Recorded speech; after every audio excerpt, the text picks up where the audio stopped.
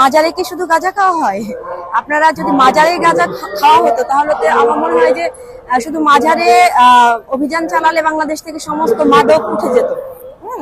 আমার মনে হয় না মাজারের সাথে কোনো ভাবেই গাঁজার সম্পর্ক আছে। এটা একটা ভুয়া কথা। আমরা ওই যে বলতে পারি মাদ্রাসায় ধর্ষণ হয়, তাহলে কি সব মাদ্রাসায় ধর্ষণ হয়? সব মাদ্রাসায় তো ধর্ষণ হচ্ছে না।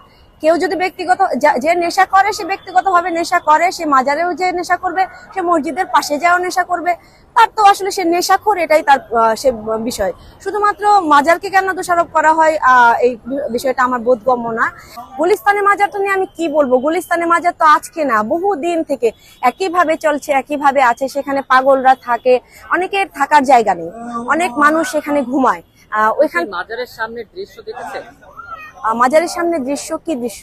বিভিন্ন নেশাদ্রব্য সেখানে সেবন করা হয়, সেই দৃশ্য দেখেছেন? আচ্ছা, নেশাদ্রব্য